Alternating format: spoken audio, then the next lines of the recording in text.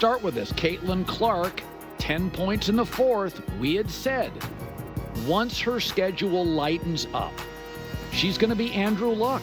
She is going to take a bad roster to playoff-level sports, and she's been terrific.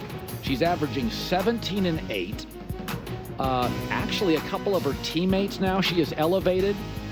They play better defense. She leads the league in assists. She's third in three-pointers made. The league did her no favors with the first 7 or 8 games against New York and Connecticut.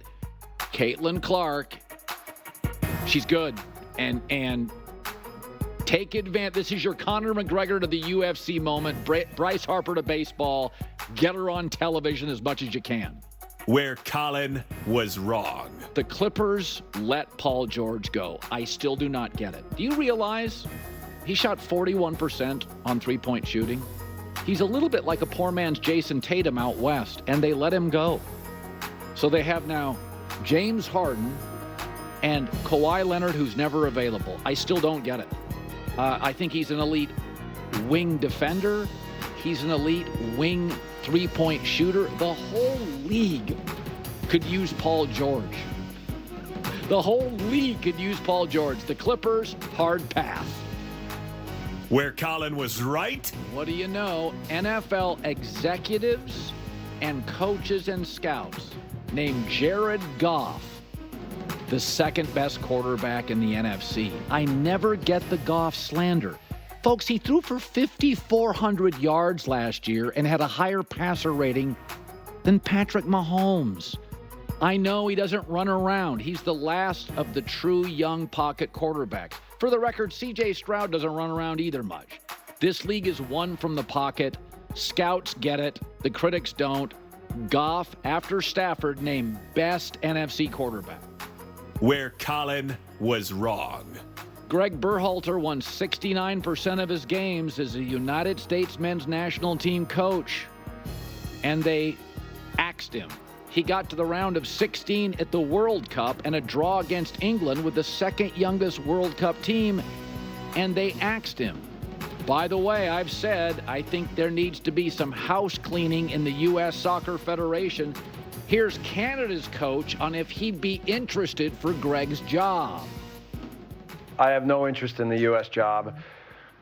And to be fair, unless there's a big shift in the organization, I don't think that I'll ever have interest in that job in the future. What is that telling you? It's not a Greg Berhalter thing. It's a soccer federation thing in this country. Where Colin was right. Loved Jalen Brunson from the beginning. I said he had self-awareness. I said this is a kid you build around. There's a lot of fake New York stars. This is the best quarterback in the city. He's a leader. He's tough. He embraces it. He just signed a contract which was very team-friendly, and with the new CBA, big advantages for New York to stock that front court. Jalen Brunson is the most likable NBA player arguably in this sport. Self-awareness, leader, toughness, Villanova guy. I mean, I don't know what you can say about that's what leadership looks like. A willingness to sign a contract that's not Jalen friendly, although he'll make $157 million. It's team friendly, city friendly, organization friendly. Where Colin was right. Bronny James, how can you draft him? Have you seen the Summer League attendance? Now, he can't shoot, but he's not a shooter. He's been a very good defensive player. He's selling merch. He's packing the Summer League games. Listen, it was a terrible draft. LeBron's carried the sport along with the Warriors for 20 years. You couldn't do him a solid. He's actually been a very good defensive player. He runs the court well. He's a tweener. He's not a true point. He can't shoot from the outside like you'd like a two-guard to do. But is he an NBA rotational player? Yes. The overreaction to him being drafted. The kid's selling out arenas. This is a business, right? Where Colin was wrong. The Denver Nuggets, second straight off season, lost a key role player. I thought this could be a dynasty after that title.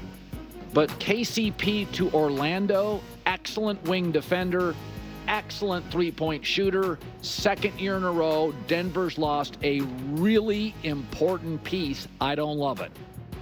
Where Colin was right. The Chicago Bulls are trying to give Zach LaVine away, and nobody wants him. The Warriors were offered Zach LaVine for Andrew Wiggins and Chris Paul, who they were trying to get rid of, and the Warriors declined it. He has become an increasingly inefficient player. He's a highlight reel, but his three-point shooting's gone backwards. He's not a winning player. He's just fun to watch on YouTube. His teams don't win. His three-point shooting's going backwards. The Bulls are trying to give him away, and even the Warriors said pass. Where Colin was right. I said this a couple months ago. If you watch the Phillies play, that's the best team in baseball. Tremendous power, starting pitching. They have 8 All-Stars, times the all-time record, ties it. And that doesn't include, Aaron Nola got snubbed. Their ace got snubbed. So this is just a tremendous baseball team. 37-16 at home. Another Bryce Harper team is captivating. Looks and feels like a team that's going to get to the World Series. Very rarely does home field advantage feel impactful in baseball. The old Yankee Stadium absolutely did. You watch the Phillies play at home. You can't get your TV remote and go through the channels. If the Phillies are playing, they jump off the television. Best team in baseball just swept the Dodgers last week. Colin right, Colin wrong, and with that, Diana Rossini. Her summer's over. Yeah, I hope you had a good time vacationing. Do you know, Diana, your summer's over? You know that, right? Oh, I know. I'm trying to be the Phillies of TV reporters at this point. I'm just trying to pop right onto the screen here with everything I've been thinking about on the beach the last few weeks. But Colin, I've realized this as I've gotten older, and I'm not sure if you can relate to this, but relaxing has become harder. And I don't know if that's just how busy we are, how online we all can be. But I turned into someone that could hang at the Jersey Shore for, 7, 8 days, not have a worry, a care in the world I'm like 2 days in and I'm like, well, I should probably go home and paint a room in my house or maybe take up gardening and do something. So I'm trying to get better. But here's what I have been working on all summer. I'm launching my new podcast, Scoop City, tomorrow. Okay. It drops the first episode. So I'm really pumped to join the world. And I've spent my whole career trying to learn from you. So I hope I make you proud, my friend. Well, I'm happy for you. You're a hustler. I love Thanks. that. You love hustlers. I do. Let's talk Brandon Ayuk. So the Niners draft there's 2 things here. They drafted a couple receivers.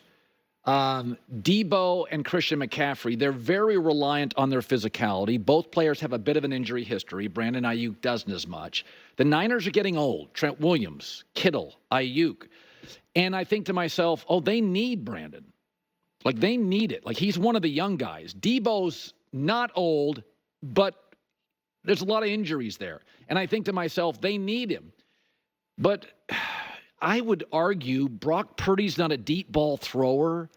Does he $27 million? Like, what are you hearing? Why did they draft 2 receivers? What's going on with Brandon Ayuk and the Niners? Well, let's just start with the fact that they were open to taking calls and calling around right before the draft, possibly open to moving Brandon Ayuk. And yes, that's contractual, but you know how this works.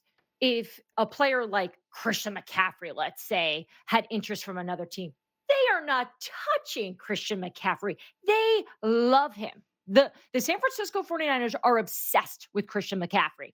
So when you start hearing right around that draft time that players like Debo and Ayuk were available, we'll call it, that tells you a little bit. But here we are now, right? Just a few days out from the start of their camp. And I can tell you, the Niners want to keep them. They do. But the price for receivers has gone up so much. That number, that's not sitting great. Now, this is a team that has always done deals late.